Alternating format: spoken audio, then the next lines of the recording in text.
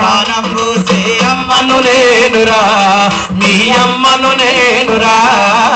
వనమై ఎంతో పచ్చగా పెరిగి వానలు కురిపిస్తా, చెరువు కుంటలు దండిగా నింపి పంటలు పండిస్తా. చెరువు కుంటలు దండిగా నింపి పంటలు పండిస్తా, చెరువు కుంటలు దండిగా నింపి పంటలు పండిస్తా. పెళ్లి పందిరిలో పెద్ద మనిషిలో వేడి కొమ్మలవుతా, పెళ్లి పందిరిలో పెద్ద మనిషిలో వేడి కొమ్మలవుతా. పండగ పూట పచ్చ తోరణపు మామిడాకునవుతా, మీ ఇంట మామిడాకునవుతా. చెట్టు చెట్టమ్మను నేను, చెట్టును నేనురా, మనిషి మనుగడకు ప్రాణం పోసే అమ్మను నేనురా, మీ అమ్మను నేనురా. వన మహోత్సవ కార్యక్రమం మొదలు పెట్టరన్నా, దయచేసి పిల్లలు కూర్చోవాలి, పిల్లలు ఎవరు రావద్దు ప్లీజ్. టీచర్స్ అందరూ కూడా అక్కడ చూడాలి. పరిరక్షణకు పాటుపడగరండి, పర్యావరణ పరిరక్షణకు పాటుపడగరండి, పర్యావరణ పరిరక్షణకు పాటుపడగరండి, పర్యావరణకు పాటుపడగరండి. ధన్యవాదాలు. మరి పిల్లలు దయచేసి ఒక్క నిమిషం. చెట్టు చెట్టమ్మను నేను, చెట్టును నేనురా, మనిషి మనుగడకు ప్రాణం పోసే అమ్మను నేనురా, మీ అమ్మను నేనురా. వనమై ఎంతో పచ్చగా పెరిగి వానలు కురిపిస్తా, చెరువు కుంటలు దండిగా నింపి పంటలు పండిస్తా. చెరువు కుంటలు దండిగా నింపి పంటలు పండిస్తా, చెరువు కుంటలు దండిగా నింపి పంటలు పండిస్తా. పెళ్లి పందిరిలో పెద్ద మనిషిలో వేడి కొమ్మలవుతా, పెళ్లి పందిరిలో పెద్ద మనిషిలో వేడి కొమ్మలవుతా. పండగ పూట పచ్చ తోరణపు మామిడాకునవుతా, మీ ఇంట మామిడాకునవుతా.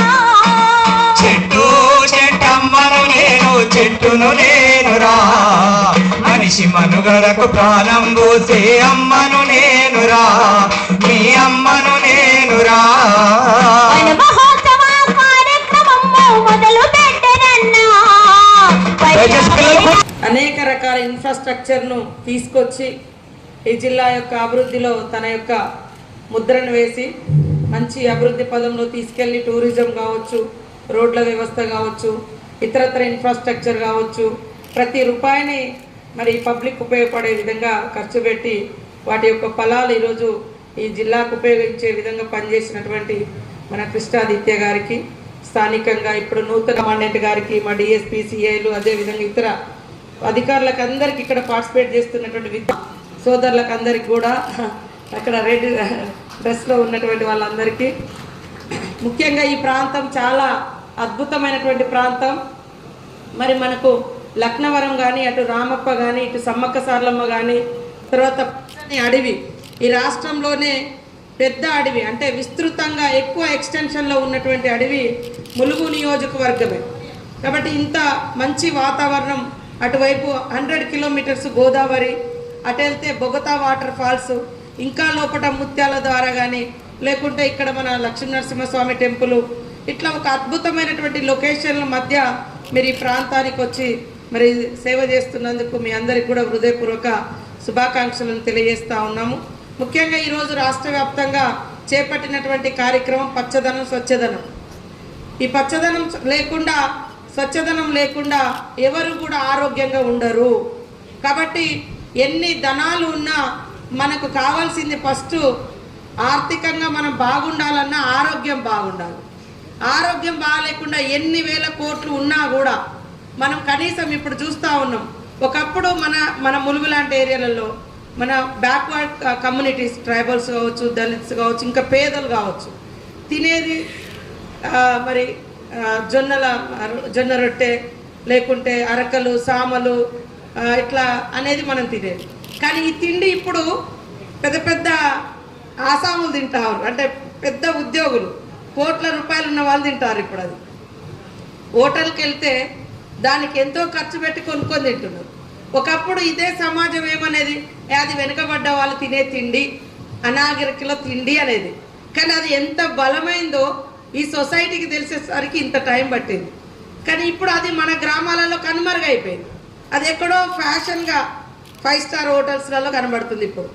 కాబట్టి ముఖ్యంగా దీనికి అంతటి కారణం రసాయన ఎరువుల తగ్గ స్వచ్ఛమైనటువంటి పంట రావాలన్నా, ప్రకృతి బాగుండాలన్నా మరి మొక్కలు నాటడం అనేది ఒక చాలా ఇంపార్టెంట్. మొక్కల్ని కాపాడుకోవాలి, పంటలో రసాయన ఎరువుల యొక్క వాడకాన్ని కూడా తగ్గించాలి, పచ్చదనాన్ని పెంచాలి.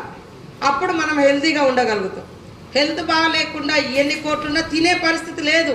అందుకనే ఇవాళ తినలేనటువంటి పరిస్థితుల్లో మన ఆరోగ్యాన్ని బాగు చేసే తిండి ఏదంటే, ఒకప్పుడు మన గ్రామాలలో తిన్నటువంటి మరి జొన్న రొట్టెలు, కొర్రలు, సాములు, ఇవి ఇవాళ ఆరోగ్యాన్ని బాగు చేసి ఔషధంగా ఈనాటి సొసైటీ గుర్తించి తినే పరిస్థితి వచ్చింది. కాబట్టి మనం అందరం కూడా ఖచ్చితంగా ఎక్కడికి వెళ్ళినా శుభ్రత పాటించాలి. ఇక్కడ స్టూడెంట్స్ కూడా తల్లిదండ్రులకు, మీరు సబ్జెక్ట్ చదువుతూ ఉంటారు క్లాస్ రూమ్లో, సైన్స్, దోమల ద్వారా ఏం జబ్బులు వస్తున్నాయి. మన ఇళ్ళ ముందు మురికి గుంటలు ఉంటాయి, అక్కడ దోమలు ఉంటాయి. కానీ దోమ కుడితే ఏం కాదులే అనేటువంటి ఒక ఆలోచన ఉంటుంది. కానీ డెంగ్యూ రావచ్చు, మలేరియా కావచ్చు, కలరా కావచ్చు, ఇట్లా రకరకాల జబ్బులు మన యొక్క పరిసరాలు శుభ్రంగా లేకపోవడం మూలంగా, క్లీన్గా లేకపోవడం మూలంగా వస్తున్నాయి. అందుకని ఇక్కడ చాలామంది ఇప్పుడు అధికారులు కూడా ఉన్నారు. ఎండ రాగానే ఇందాక కమాండెంట్ గారు చెప్పిండు, ఇప్పుడు కొద్దిగా పచ్చగా ఉంది కాబట్టి, అంటే కూల్గా ఉంది మేడం ఈరోజు, లేకుంటే ఎండ కొడితే చాలా ఇబ్బంది అవుతుంది. ఎందుకంటే